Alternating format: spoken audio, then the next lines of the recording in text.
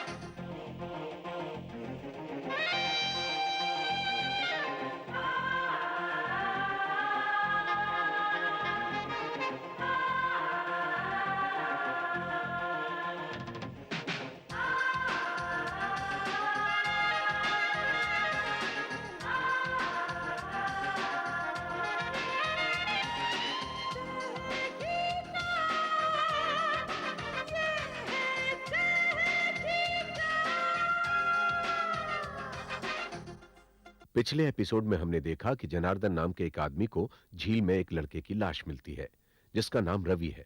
शर्मा जी अपने मरहूम बेटे रवि की मौत की तहकीकात के लिए सैम और गोपी को अपने घर बुलाते हैं, जहां रवि के 3 दोस्त अपनी अपनी बीवियों के साथ मौजूद हैं। सैम सबसे रवि के बारे में पूरी जानकारी लेता है। रवि की 3 गर्लफ्रेंड्स भी थीं, जिसके बारे में सैम जानता है। सैम शर्मा जी को यह विश्वास दिलाता है कि वो जल्द से जल्द खूनी का पता लगा लेगा। सैम अपने घर में गोपी के नाम पर फोन करके रवि की तीनों गर्लफ्रेंड्स को उसी झील के पास बुलाता है जहां रवि की लाश मिली थी। तीनों लड़कियां सैम को यह बताती हैं कि रवि ने उन सब के साथ शादी करने का वादा किया था। सैम उन तीनों लड़कियों से सख्ती से पेश आता है, लेकिन वे तीनों ही यह कहती हैं कि उस शाम वो रवि के साथ नहीं थी। जनार्दन भी सैम को यह कहता है कि इनमें से कोई लड़की नहीं थी, लेकिन एक लड़की रवि के साथ वारदात की शाम थी जरूर। सैम जनार्दन को रवि के दोस्तों की बीवियों के फोटोग्राफ्स दिखाता है और जनार्दन रवि का दोस्त रमेश की बीवी का फोटो देखकर चौंक जाता है। वो उसे बताता है कि उस शाम यही लड़की रवि के साथ थी और अगले दिन सुबह रवि की लाश मिली। सैम रमेश के घर जाता है जहां उसका सामना एक लड़की से होता है। सैम उसे रमेश की बीवी समझता है, लेकिन वो सैम को पहचानने से इनकार कर देती है। तभी ऊपर से आवाज आती है और उस लड़की की हमशक्ल नीचे आती है। सैम और गोपी हैरत में पड़ जाते हैं। पूछने पर वो बताती है कि ये मेरी जुड़वा बहन नीना है जो स्विट्जरलैंड से आई है। अब सैम के सामने सिर्फ एक समस्या है, जुड़वा बहनों की। इन जुड़वा बहनों में से रवि के साथ उस शाम कौन थी? अब आगे। सर, ये रही रवि शर्मा के पोस्टमार्टम की रिपोर्ट। ये तो कहती है कि गोली पॉइंट ब्लैंक रेंज से नहीं, बहुत दूर से चलाई गई। जी, और ये रही उसके फोरेंसिक एनालिसिस की रिपोर्ट। और ये कहती है कि जो गोली चली वो किसी विदेशी पिस्तौल से चली। जी हाँ।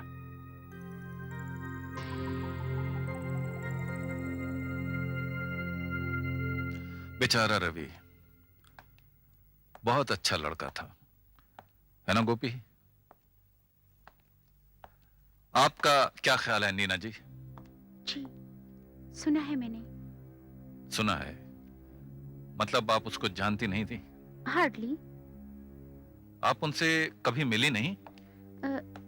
यही कोई 1-2 बार। 1-2 बार? 1 बार, 2 बार, 3 बार या 4 बार? सिर्फ 1 बार। आप झूठ बोल रही हैं। मीनाक्षी, सैम साहब, आप एक ही बात को बार बार दोहरा के मेरी बहन को क्यों परेशान करते हैं? आई एम सॉरी, माफी चाहता हूं। Please sit down, I don't want to annoy you. कोई दूसरी बात करते हैं। क्यों गोपी? लवली फोटोग्राफ, ऐसा लगता है कि स्विट्जरलैंड। आप स्विट्जरलैंड से आई है ना? It's a very beautiful country. Gopi, have you visited it? नहीं सैम। आप कभी गए हैं रमेश जी? जी नहीं। आप मीनाक्षी जी? जी नहीं। बहुत खूबसूरत चीजें मिलती हैं वहां। क्या कपड़े मिलते हैं, क्या जूते मिलते हैं, क्या घड़ियां मिलती हैं, क्यों नीना जी? जी। और क्या गन्स मिलती हैं। Guns? Nina ji, by the way आपके पास तो कोई गन नहीं है? जी नहीं। जरा याददाश्त पे जोर डालिए। जर्मन, फ्रेंच या स्विस? मैंने कहा ना नहीं है।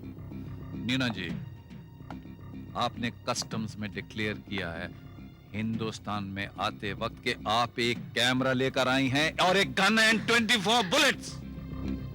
हाँ, लेकिन वो मैंने डिक्लेयर किया है और गन लाना कोई गुनाह तो तो फिर आप झूठ क्यों बोल रही हैं? Can I see that gun? नहीं, वो मैं नहीं दिखा सकती। क्यों नहीं दिखा सकती? बस यूं ही नहीं दिखा सकती। क्यों नहीं दिखा सकते? बताइए ना, क्यों नहीं दिखा सकती? मैंने कहा ना, मैं नहीं दिखा देखिए सकती। नीना जी, जो आदमी मर गया है उसके सर में से गोली निकली है जो कि एक स्विस गन में से फायर की गई है। अगर आप मेरे साथ कोऑपरेट नहीं करेंगे तो सारा इल्जाम आपके ऊपर आ जाएगा। आप चाहती हैं ये? नहीं सैम साहब, मैं कुछ नहीं जानती। I don't know anything about this matter. Where is that gun then? Gun चोरी हो गई सैम साहब। और बुलेट्स? वो भी चोरी हो गए। मतलब है कि जो 6 बुलेट्स गन में थी वो चोरी हो गई। जी, बाकी की? बाकी की कबर्ड में है। बाकी की आपकी कबर्ड में है।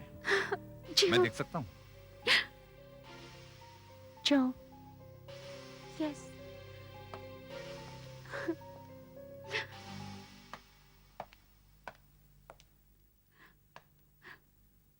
आइए, यही वो कबर्ड है जहाँ मैंने गन रखी थी।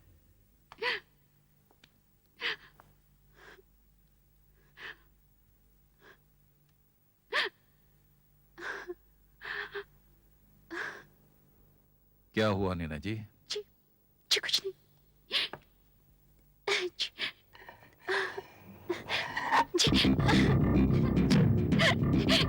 ये गन यहाँ नहीं थी। बिलीव मी, ये गन यहाँ नहीं थी सैम साहब। पता नहीं कब कैसे आ गई, किसने रख दी। घर में मीनाक्षी के फ्रेंड्स, जीजा जी के फ्रेंड्स आते रहते हैं, पार्टियां होती रहती हैं। मालूम नहीं कब कैसे क्या किसने हुआ? रख गन दी। मिल गई? क्यों रखी थी तुमने गन इधर? एक तो तुम्हें स्विट्जरलैंड से गन लानी नहीं चाहिए थी, और लाई थी तो मुझे बोला होता, मैंने तिजोरी में रख दी होती है। कोई जगह है गन रखने की? I'm sorry जीजा जी। नीना जी, एक नहीं, all the bullets are missing. एक भी गोली बाकी इसमें नहीं है। मुझे कुछ नहीं पता सैम सैम साहब। साहब, पता नहीं कैसे ये गन गायब हुई और इधर आ गई। इधर मेरे दोस्त आते हैं, नौकर चाकर है। खैर, गन मैं ले जाता हूँ, तहकीकात के बाद आपको वापस लौटा दी जाएगी। क्यों रखी थी तुमने ये गन इधर?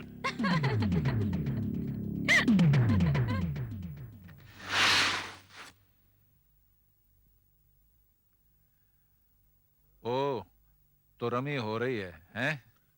जी हाँ, वैसे तो हम ब्रिज खेला करते थे, लेकिन हमारा चौथा साथी चला गया।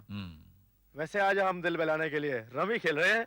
आप जानते नहीं, ये गोपी ब्रिज का चैंपियन है और थोड़ी बहुत मैं भी खेल लेता हूँ। हो जाए एक राउंड? कम ऑन, चलो गोपी, डील करो। पहले कहाँ खेलते थे आप? किसी क्लब में या? ये लोग रमेश के घर में अक्सर खेला करते रमेश थे। के घर में? अच्छा दिवाली को तो इन लोगों ने दिन रात एक कर दिया था, अच्छा। और काफी देर हो जाती तो हम लोग वहीं सो जाते थे। वाह। तो अपनी बात कर, मैंने तो इन्हें कभी घर से बाहर नहीं सोने दिया। हमारा तो जिगरी दोस्त है, हम तो रात उसके घर काट लिया करते हैं। अच्छा, लेकिन रमेश के घर में कोई बेडरूम, गेस्ट बेडरूम तो है नहीं, आप कहाँ सो लेते थे? अरे गेस्ट रूम है ना, अच्छा, वही जहाँ आजकल नीना ठहरी हुई है, रमेश की साली। आई सी, वो गेस्ट बेडरूम है। हाँ। तो इसका मतलब है कि आप उस कमरे से काफी वाकिफ होंगे। स्विच कहाँ है, बेड कहाँ है, बाथरूम कहाँ है, कबर्ड कहाँ है, चाबियां कहाँ हैं? ये आप फिर क्या कहना चाह रहे हैं? मैं ये कहना चाह रहा हूं, आप इसे नहीं पहचानते? स्विस पिस्तौल है, नीना की है, उसकी कबर्ड में थी, पहले चोरी हो गई, फिर वापस आ गई, इस बीच में रवि का खून हो गया और इसमें से 6 गोलियां गायब हो गईं और चारों दोस्तों में सबसे अच्छे निशानेबाज आप हैं। इसका क्या मतलब है? जिस दोस्त के लिए मैं अपनी जान दे सकता हूँ, क्या उसका मैं खून करूंगा? मिस्टर विलास, जुए के दोस्त अक्सर दुश्मन भी हो जाते हैं।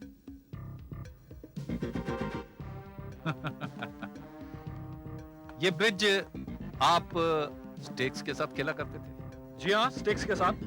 छोटा स्टेक या बड़ा? कभी छोटा कभी बड़ा। हार जीत छोटी होती थी या बड़ी? कभी छोटी कभी बड़ी। कितनी बड़ी? 5,000, 10,000? जी हाँ, तकरीबन इतनी।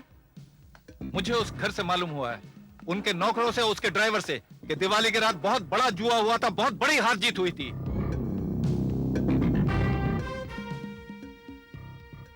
अब आप कुछ बताएंगे या मैं ही बोलता जाऊं?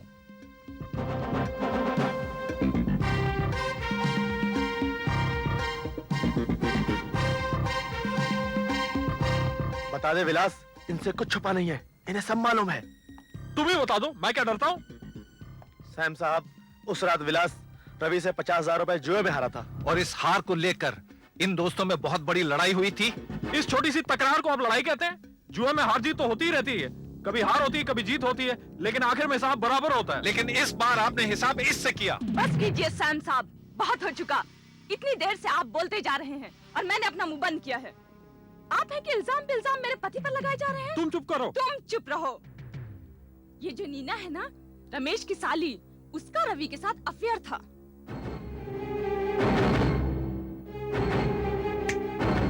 लेकिन मुझे बोलने दो। पहली मुलाकात में उसके साथ मटक मटक के डांस कर रही थी। Come on, check it out, y'all. Come on, come on, come on, come on, check it out, the trouble dance.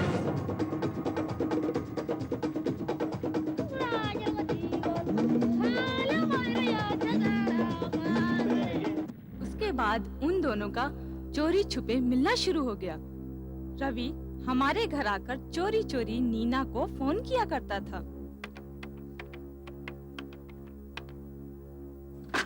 Hello hello hello hello hello. Ravi बोल ना, डरता क्यों है?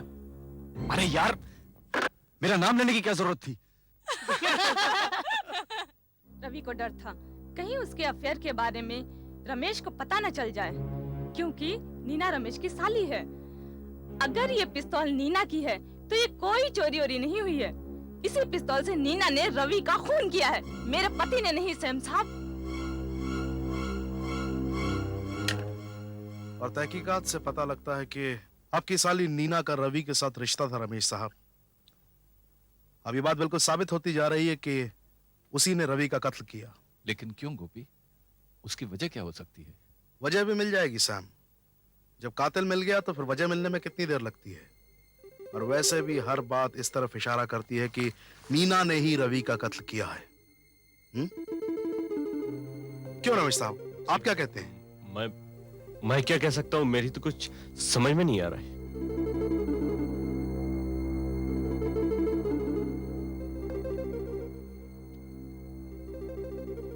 आप अपनी पत्नी से बहुत प्यार करते थे रमेश साहब। जी आप बहुत अच्छी है वो। She is a very good wife. बहुत चाहता हूं मैं उसे, बहुत चाहता हूं। सैम, सैम, मेरे ख्याल से अब हमें नीना को गिरफ्तार कर लेना चाहिए। हाँ गोपी, कल सबको झील पर बुलाते हैं। वहां साबित हो जाएगा कि नीना ने खून क्यों किया और कैसे किया।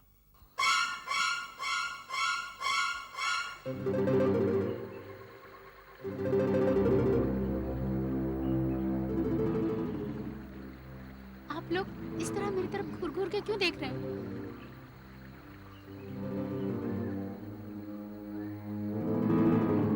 क्यों देख रहे हैं आप लोग मुझे इस तरह? इसलिए कि तुम गिर चुकी हो नीना। अब कोई बहाना काम नहीं आएगा, क्योंकि ये साबित होता जा रहा है कि तुम्हारे और रवि के बीच में एक रिश्ता कायम हो चुका था। तुम मानती हो इसे? मानती हूँ। नीना, तुम और रवि चोरी चोरी मिला करते थे, मानती हो? मानती हूँ। उस दिन जब रवि का खून हुआ, यहीं इसी झील पर, उस वक्त बोट में तुम उसके साथ थी, मानती हो? मानती हूँ।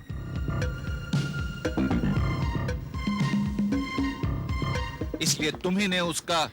जी नहीं, मैं ये नहीं मानती। मैंने रवि को खून नहीं किया सैम साहब। ये कैसे हो सकता है, जब तक कि तुम ये साबित ना कर दो कि उस वक्त वहां कोई तीसरा भी मौजूद था। मैं ये साबित तो नहीं कर सकती, लेकिन कोई बात था जरूर,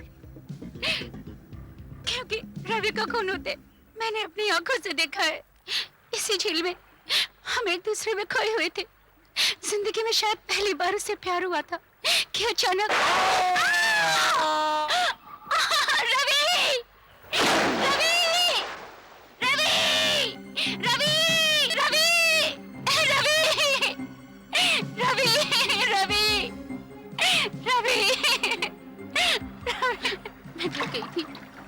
मैंने बोट का चक्कू उठाया और मैं किनारे की तरफ चल पड़ी। घबराई हुई सी, अकेली। और मैं घर चली आई। घर में जीजाजी और मीनाक्षी थे, लेकिन किसी से मैंने इस बात का जिक्र नहीं किया। अगली सुबह जब खबर आई कि रवि की लाश झील में पाई गई, तो मैं खामोश रही, चुप रही, अनजान बनी रही। मैं मानता हूँ नीना, मैं मानता हूँ कि तुम सच कह रही हो। ये खून तुमने नहीं किया। क्या क्या कह रहे हो सैम? हाँ गोपी, बोट में नीना रवि के बहुत पास बैठी थी और पोस्टमार्टम की रिपोर्ट कहती है कि गोली दूर से चलाई गई थी। Right right. लेकिन जिसने भी गोली चलाई वो कातिल इस वक्त यहां मौजूद है।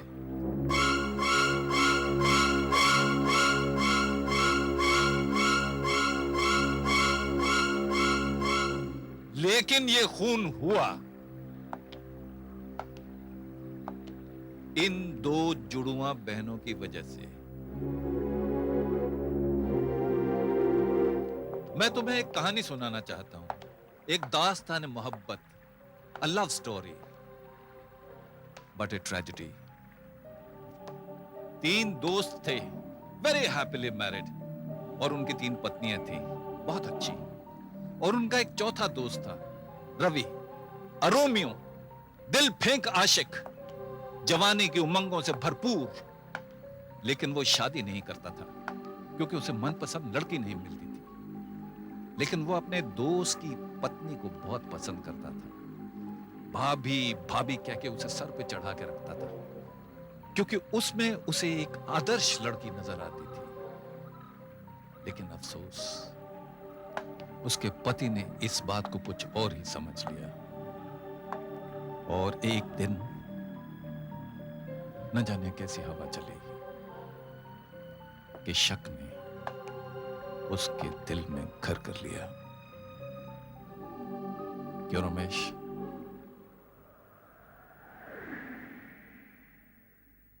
आजकल विकास का क्या हाल है? अरे भाई, कहाँ गया तुम्हारा ब्रिज पार्टनर? अच्छा, रवि, रवि, रवि, भाभी तुम बहुत खूबसूरत हो। यस, अरे तुम सच बहुत कह रहा हूं मैं, बिल्कुल, अच्छा, खासकर इस साड़ी में। हाँ हाँ। शक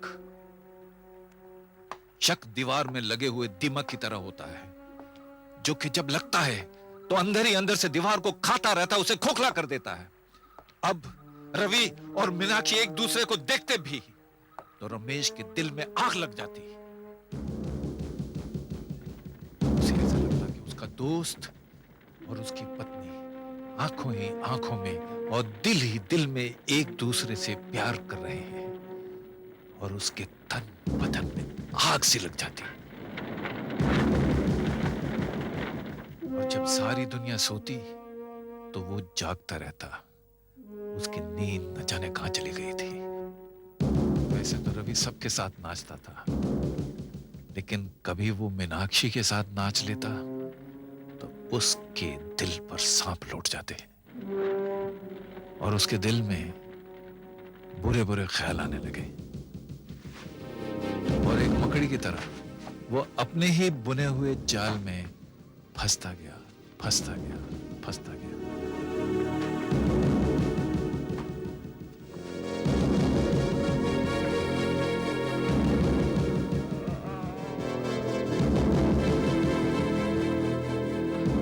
फिर एक दिन स्विट्जरलैंड से नीना आ गई और नीना और रवि में प्यार होने लगा। लेकिन शक के अंधेरे में घिरा हुआ रमेश इस बात से अनजान था।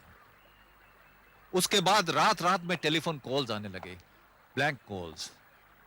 और एक रात उसने रवि का नाम सुन लिया। हेलो, हेलो, रवि बोलना, डरता क्यों है? शक यकीन में बदलता जा रहा था और एक दिन दोपहर में जानबूझकर रमेश घर में आया, ये जानने के लिए कि मीनाक्षी घर में है कि नहीं। मीनाक्षी, मीनाक्षी, मलकिन तो बाहर गए हैं। कहाँ गई वो? कुछ बोल के ना गई।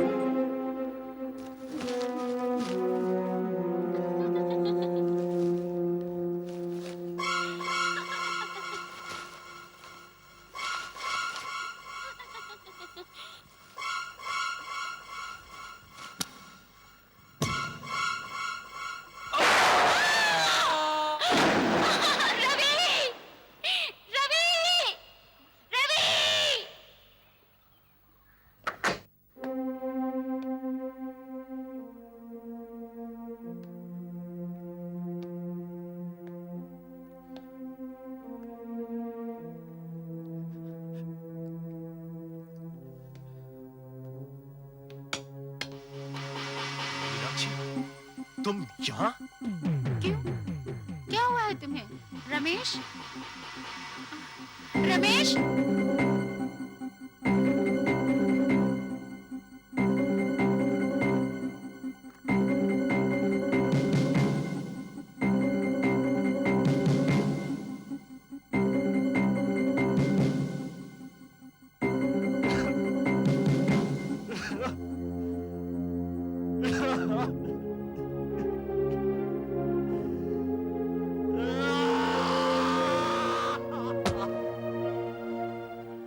घर में जब उसने मीनाक्षी को देखा तो उसे पता चला कि उससे कितनी बड़ी भूल हो गई है।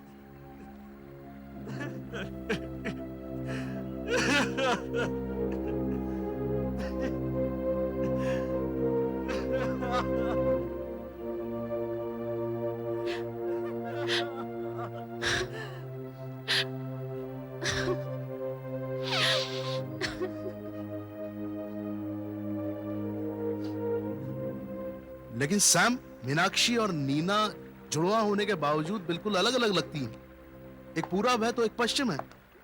फिर आखिर रमेश की आंखें धोखा कैसे खा गई?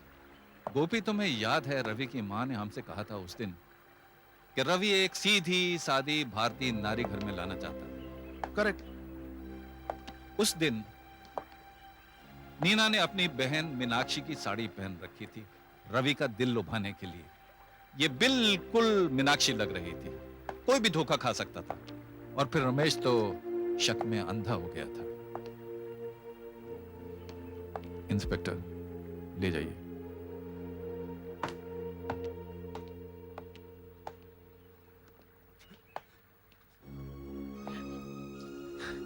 मीनाक्षी,